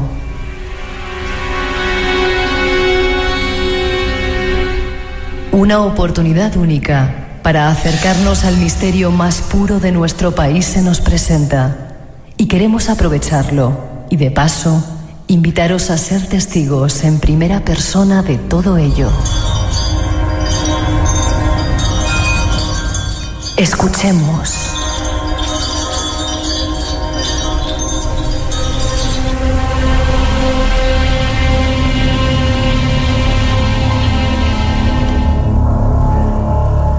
Seguimos desde la Casa de las Caras con frío, con calor, con un montón de sensaciones. Luis Mariano, creo que es la primera vez que metemos un micrófono en el piso de arriba de la Casa de las Caras. ¿Estás por ahí? Estoy aquí y es que, bueno, el micrófono rojo de Radio Nacional va a hacer una visita muy especial. En esta ocasión, justamente cuando uno entra por la puerta de este número 5, de la calle María Gómez Cámara, pues a la derecha hay, unas escaleras que da acceso a la segunda planta de esta casa, que tiene aproximadamente 300 años. Es la segunda ocasión, es la segunda vez que voy a tener el privilegio de subir por estas escaleras. Lo hice de los pocos periodistas. Fallecer María, y con el permiso, por supuesto, de Miguel y de María Jesús, voy a subir por estas escaleras, donde puedo revelar, yo creo que en primicia, Miguel me da permiso para ello, apareció una cara en estas escaleras que estoy subiendo, el frío lo empiezo a notar, y justo a mi izquierda ya está apareciendo el cuarto donde María Gómez Cámara dormía. Veo 2 camas, una de matrimonio. El suelo, queridos amigos oyentes, es de cemento blanco, no es uniforme. Voy a prender la luz para ver un poquito mejor, a ver si encuentro el interruptor. Aquí está. No hay luz, me está indicando María Jesús, pero en su momento analizamos bien este suelo durante bastantes minutos y deciros que en este suelo no hay ninguna cara, y así se desmiente algo que durante años, el rumor, la leyenda popular, la leyenda urbana, se decía que aquí arriba había caras. María Gómez Cámara siempre dijo, ella utilizaba esta expresión: a los pies de Dios arriba no hay caras. Y efectivamente subimos como acabamos de hacer ahora, y una vez más, metiendo este micrófono, comprobamos de que en este suelo de un cemento blanco y no uniforme no hay ningún tipo de rostro. A mí se me pone la carne de gallina escuchando esos sensores. Perico. Están a máxima resistencia, es decir, no es... no tiene por qué estar pasando. Estos sensores son ópticos. Estos sensores nada más que saltan por una diferencia de luz notable, y la dureza de esa diferencia de luz es lo que Pedro ahora mismo acaba de quitarles, porque es que ha habido un momento en el que estaban locos. Déjame que pregunte, Miguel, antes una cosa de la casa. Arriba nunca has dejado que subiera nadie, ¿verdad, Miguel? No, ahí nunca subió nadie. Bueno, te damos las gracias porque esta noche nos hayas dado la oportunidad de poder verlo. Y el suelo que hay ahí arriba no hace cemento, eso es yeso. Es yeso, no hace cemento. Ya, y ahí nunca ha aparecido nada, nunca. ¿no? Bueno, te damos las gracias, insisto. Hemos instalado en la casa un montón de aparatos. Contarnos rápidamente, porque nos queda un poco tiempo, el tiempo va detrás de nosotros. ¿Qué hay por ahí puesto? Bueno, tenemos varios aparatos. Los sensores que comentábamos, tenemos los interferómetros, y desde luego para nosotros es importantísimo tener un control exhaustivo de lo que está ocurriendo. Tenemos unos aparatos que ahora Pedro lo definirá, el funcionamiento de la detección de este tipo de campos, que son campos electromagnéticos. ¿Por qué? Estamos pensando, valorando hipótesis de trabajo en que este tipo de entidades, sea lo que fuere, lo que dispara, son cúmulos electrostáticos, son cúmulos de energía concentrados, que al fin y al cabo tienen una serie de cargas eléctricas, y mediante unos detectores de campos electromagnéticos podemos localizarlos. Entonces, a mí me gustaría que también Pedro precisara un poco el cómo se mueven este tipo de cúmulos. Bueno, para no entrar en técnica, que tampoco hace falta describirla, lo que vamos a hacer es explicar básicamente por qué salta un sensor. Es decir, cuando el sensor se pone en marcha, una de dos: o es porque ha habido un cambio lumínico drástico en el momento, o porque alguien ha pasado físicamente por delante del sensor. Hay que distinguir que se utilizan varios tipos de sensores, pero los principales son ópticos, por luz, y por infrarrojo pasivo, por cambios térmicos. Que son los típicos sensores de movimiento. Exacto. Los tenemos ahí, han empezado a saltar casi instantáneamente desde que los hemos puesto. Lo curioso es que salte cuando a merced del experimentador. Quiero decir, a mí lo curioso es que un aparato que no piensa, que no razona y que no es inteligente, actúe bajo mi propia premisa de que, oye, es posible que si hay algo que me esté escuchando inteligentemente pueda activar este sensor. Yeah. Cuando se obtiene un efecto y una causa y un efecto, que en este caso es la pregunta, la interacción del interferómetro a la pregunta del experimentador, o sea, se obtiene una respuesta. Para confirmar que no ha sido una casualidad, volvemos a hacerlo. Si efectivamente hay algo o alguien que puede estar manipulando ese sensor desde algún otro lado, que lo vuelva a hacer. Si se produce otro salto, para mí es una respuesta, yo creo que una prueba concluyente. Se hizo un estudio, una investigación, donde dimos con que aproximadamente el 93% de las veces que saltaba el sensor en una investigación controlada era creado por el propio investigador. ¿De acuerdo? No es que el investigador provocase el salto, sino que inducía el salto. Mira, como estamos lo que acabamos comprobándolo en de este observar. momento. Es decir, es como una respuesta afirmativa a lo que decimos. Es como si... Sí. Como si respondieran. Nos podríamos quedar en silencio. Sí, vamos a hacerlo un momentito. Vamos a hacer un momentito. Vamos a apagar un poco las luces. Vamos a dejar que, si esa cosa que, o esta sensación, o esta... qué raro, ¿no? ¿Lo habéis escuchado? Sí, ¿pero qué ha sido eso? Es que llevamos así toda la noche, Pedro, a mí me gustaría que tú... Hay que decir que esto no es nuevo en esta noche. Antes de que comenzara el programa, evidentemente, pues hemos generado un poquito de ambiente, nos hemos tranquilizado aquí y hemos intentado interactuar con la casa o con lo que se mueva en la casa. Y la respuesta ha sido inmediata. 10 minutos después de que estuviéramos aquí tranquilamente, ha sido nombrar a María Gómez Cámara, y es en ese mismo momento cuando los dos sensores de los 4 que hay colocados, 2 se han vuelto literalmente locos. ¿Qué es lo que ha pasado en el momento en el que hemos intentado hace unos instantes volverlos a poner en marcha y ha vuelto a pasar lo mismo? Es decir, quiero que todo el mundo sepa que esto en otras investigaciones no sucede. No ha ocurrido nunca. O sea, estos aparatos no se comportan así normalmente. Hacemos la prueba, si queréis, si quieres... Sí, bien. Ibas a decirlo, ¿no? Estamos a hacerlo. Ibas a decirlo y acabo de Suelen saltar. interactuar, o sea, no, es como, vale, perfecto, yo también estoy ahí, quiero participar. Se están comunicando. Es una interacción. Se están comunicando ahora mismo. Dejadme que matizar, habéis puesto el aparato lo más duro posible para que está no saltara. a máxima resistencia. Yeah. O sea, aquí hay 2 cosas que esta noche, en teoría, a mí me preocuparían. La primera, que saltara el interferómetro, porque solo hay una interrupción física que pueda activarlo. Algo que lo Con lo cual es algo físico que se deba materializar para que ese sensor corte su resistencia y emita la alarma. ¿Hay algunas y otro, personas? Sí. pues evidentemente la dureza, la resistibilidad que le hemos puesto a estos sensores, que se la están saltando incluso. Hay algunas personas que están en el pasillo que no pueden llegar aquí a esta pequeña sala donde estamos, que tienen una cara de pánico. Breve, Fran, y hacemos esa prueba de si hay algo aquí y se quiere manifestar, que haga que suenen los... Es curioso, uno intenta buscar respuestas, ¿no?, a todo lo que llevamos viviendo, no solamente durante la emisión, sino antes, ¿no? Uno intenta buscar una respuesta en que la sugestión de todos, una fuerza psi, un ambiente psíquico sea capaz de interferir.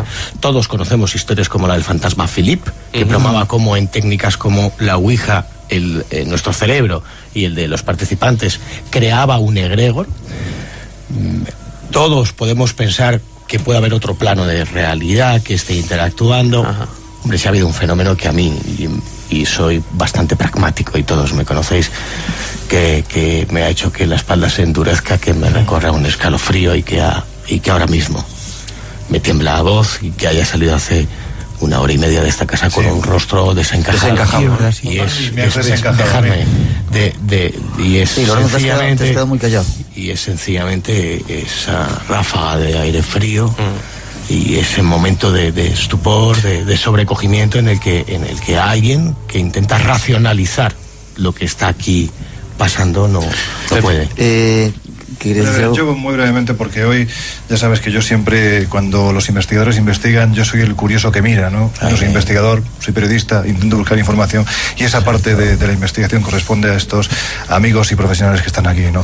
Pero sí ha habido algo que me ha llamado poderosamente la atención. Sabéis que yo no soy dado ni a grandes alaracas, y intento siempre que vivo algún tipo de experiencia relativizarla y buscar una explicación, y sobre todo no contarla.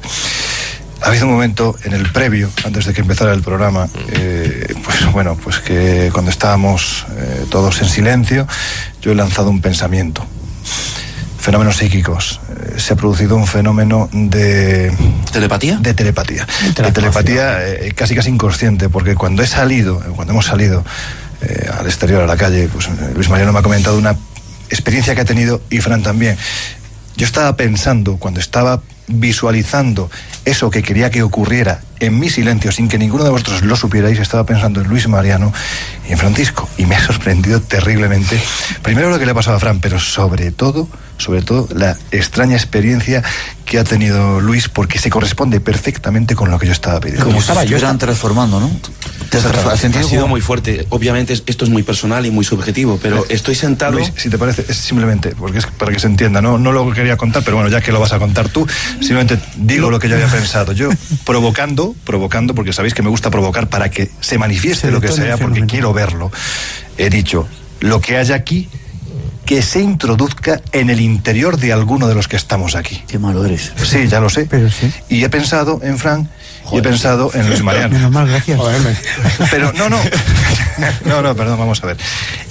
Es lo que yo he visualizado después. He pensado en todos, evidentemente, pero lo que he visualizado, la cara que me ha venido ha sido la tuya y posteriormente la de Luis. Y cuando he salido... Ya está saltando el...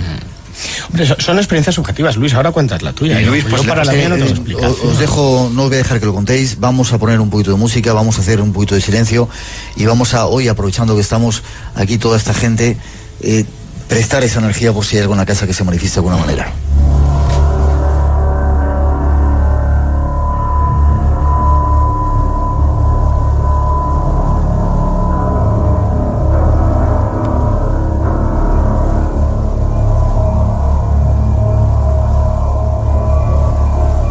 Describimos un poco la situación, hemos apagado la luz que teníamos en este pequeño estudio, en esta mesa camilla improvisada que esta noche nos sirve de estudio. Hemos instalado fuera, en la cocina, lo que era la antigua cocina, lo que era la cuadra de animales, la segunda cocina que construyeron en la casa, los aparatos y... Perico, lo que tú quieres. Bien, pues nada, pues hacemos como siempre hemos hecho. No intentamos buscar una experiencia espiritista, que nadie nos juzgue mal, ni mucho menos. Intentamos buscar objetividad ante unos instrumentos, unos aparatos que no son inteligentes, pero que sí se pueden mostrar de una forma inteligente ante algunas invitaciones que vamos a hacer a continuación. Esa invitación es que si hay algo inteligente, no físico, que esté en esta casa, que tenga que ver con el fenómeno o no, sea María Gómez Cámara o no, si puede activar el sensor, cualquiera de los sensores que tenemos dispuestos esta noche, que lo haga en los próximos segundos.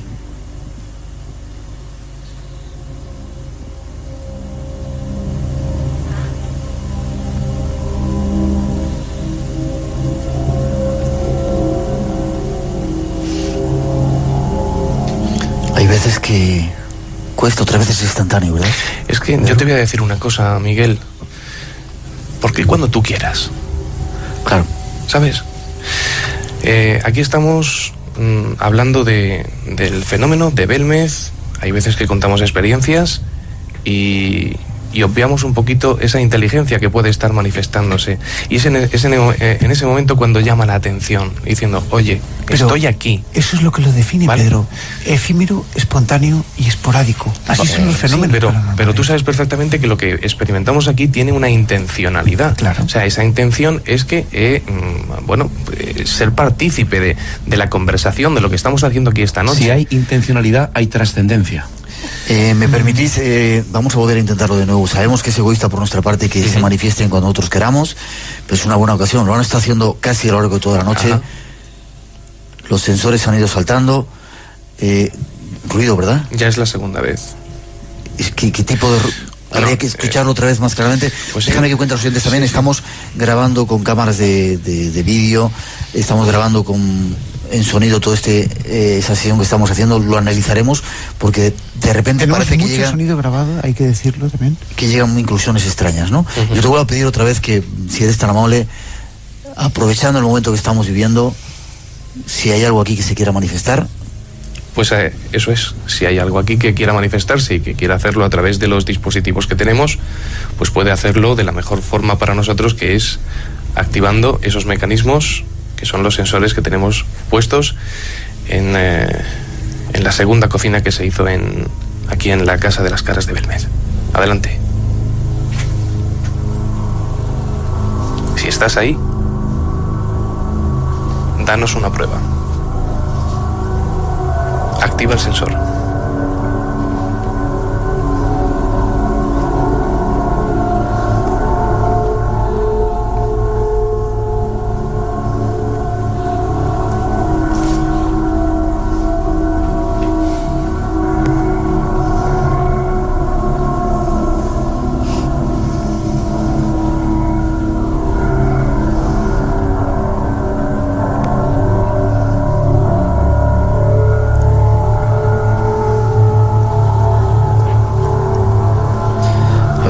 A María Gómez Cámara, los sensores saltaban instantáneamente. Lo hemos hecho a lo largo de la noche hoy, ¿verdad?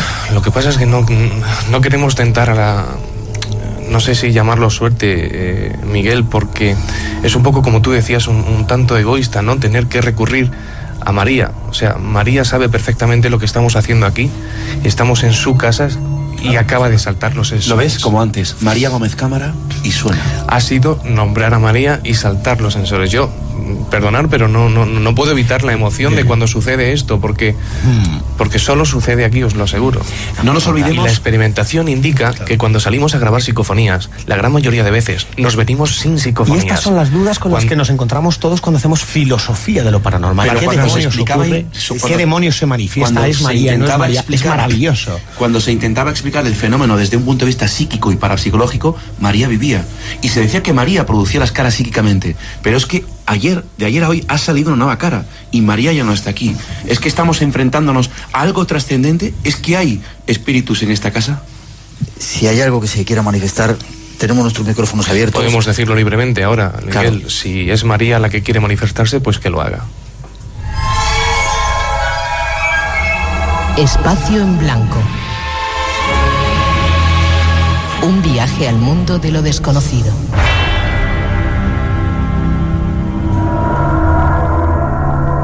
Vamos a dejar esos micrófonos abiertos por si quiere manifestarse. No vamos a atentar mucho más a la suerte. Miguel, ¿tú crees que María sigue estando en la casa o...? Yo siempre he pensado que está aquí con nosotros. Sí. ¿Y tú crees que las caras salieron por ella, por culpa de ella o a través de ella? A través de ella, yo creo que sí. Ya no está, se ha ido. ¿Y por qué sigue habiendo caras? Sigue habiendo caras porque pienso yo que al estar ya aquí, las caras sigan saliendo. Yo ahí discrepo un poquito por la impregnación ambiental. Es decir, mira, acaba de saltar. Pedro, yo me atrevería a decir, perdona, que Miguel, hijo de María, es posible que haya heredado parte por ahí sí, de ese don. Por ahí sí. De esa habilidad paranormal. No solamente Miguel, incluso, sino parte de la gente que suele venir aquí. Permitidme, vamos a hacer un resumen ya de vuestra opinión acerca de la casa. Seguimos insistiendo si quieres saltar ese sensor para indicarnos que hay algo aquí. Paco Bermúdez, ¿qué es para ti la Casa de las Caras de Belmez? La Casa de las Caras de Belmez para mí es un eterno presente. Y me explico. Yo siempre digo que nunca hay que aferrarse al pasado, que el pasado ni nos pertenece, ni existe y está hecho del mismo material que los sueños, es decir, totalmente intangible. Si quisiéramos aferrarnos al pasado nunca podríamos... Tenemos un nuevo salto. Sí, saltando. Pero en el presente hay que seguir. Hay que seguir. Y tenéis que ver la cara que pone la gente que está en ese pasillo, que están de pie siguiendo nuestra emisión. Pedimos disculpas por no tener más comodidades. Deben estar acongojados ahí. Breve. Sí, como digo, el pasado simplemente está hecho de un material efímero. En el presente no nos podemos centrar en que lleva tantos años de fenómeno, sino que el fenómeno está más vivo que nunca, la verdad. De que tenemos que mirar todos por este fenómeno, de que tenemos que lavarle la cara a este fenómeno, de que no nos tenemos que aferrar a lo que ha pasado aquí o ha dejado de pasar, sino que simplemente vengamos aquí, como decía antes Pedro, que renazcamos en esa visita diaria. Luis Mariano, tu opinión acerca de las caras después de todos esos años. Yo la he expuesto, y de esta casa. Básicamente la he expuesto en un libro que se llama Tumba sin nombre. Pienso que parte de estas caras tienen una relación muy directa con una tragedia que ocurrió en el año 1936-37, Santuario de la Cabeza en Andújar, que parte del fenómeno fue producido por el psiquismo de María, por la facultad paranormal de María, y pienso que lo que hay aquí debajo, bajo nuestros pies, es un portal a otro mundo, aún más allá, donde esas caras, esas entidades, esos seres, esas conciencias, me da igual, llámalo como quieras, se están asomando a nuestro mundo y nosotros a él, aquí, en esta casa, en este número 5 de la actual calle María Gómez Cámara. En otro momento haremos un programa hablando de ese libro que tú decías. Miguel, alguna gente ha dicho que el infierno empieza aquí. ¿Tú crees que este es un sitio diabólico, negativo, o es un sitio donde se puede estar a gusto, en tu antigua casa? Bueno, a gusto sí, aquí llega mucha gente y dice, me encuentro muy a gusto, muy satisfecho o satisfecha. Santa Plaza hace todo eso. Ya, nada negativo, nada infernal. No.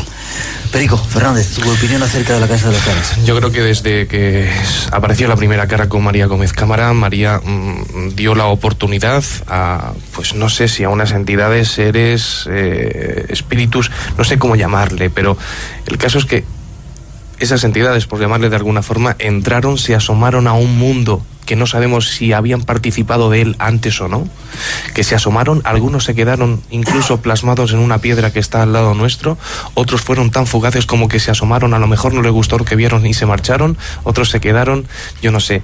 El caso es que el fenómeno sigue activo, el fenómeno sigue dando sorpresas, o sea, lo que hemos comentado esta noche, se abre mucho la investigación, tenemos que hacer muchísimas cosas todavía.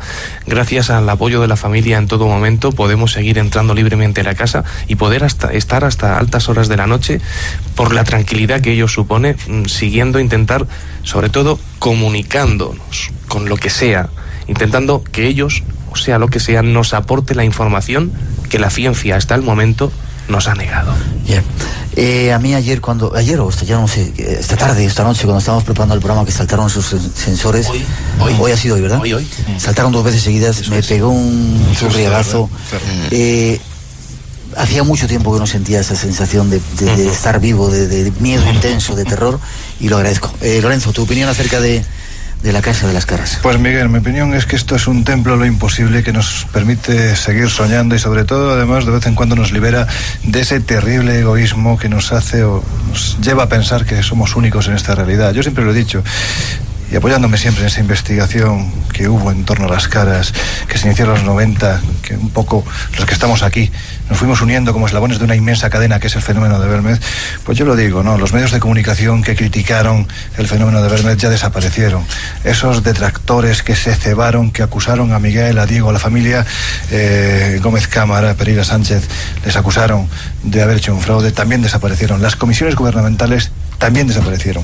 Y la única certeza que tenemos a día de hoy es que estos rostros que están bajo nuestros pies continúan hoy plantando cara.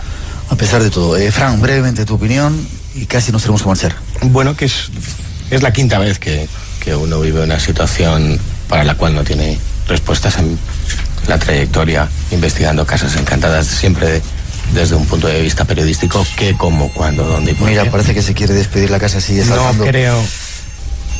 No creo que sea María. Creo que tiene más que ver con este lugar, con esta casa. 4. No creo que sea la teoría apoyada en las víctimas del santuario Virgen de la Cabeza. 5. No creo ¿Se ha vuelto loco? Series de 7. otra dimensión. Son los 2 sensores. Los 2 sensores. No está creo. respondiendo Fran. Son los 2 sensores. Te está respondiendo, Fran. No sé si responderá o no. Lo maravilloso es esta experiencia de comunicación y lo que sentimos ahora y lo que estarán sintiendo los oyentes. Este es el misterio. Esto es Belmez.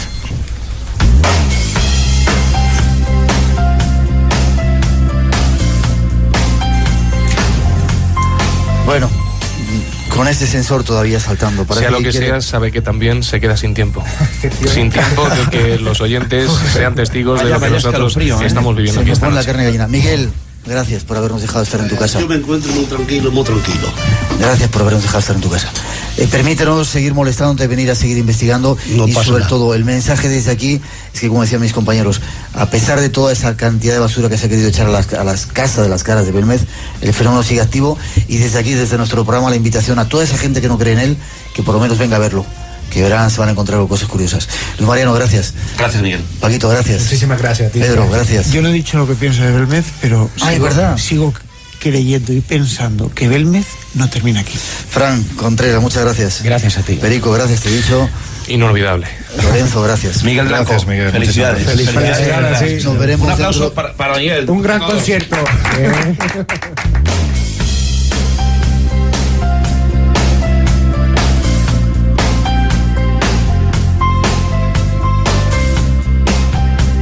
Fue una de nuestras emisiones históricas, la que hicimos desde la Casa de las Caras. Pasaron muchas cosas y no va a ser la única o el único lugar misterioso. En esta nueva temporada estamos preparando nuevos sitios de esos que se te pone la carne de gallina. No os lo perdáis.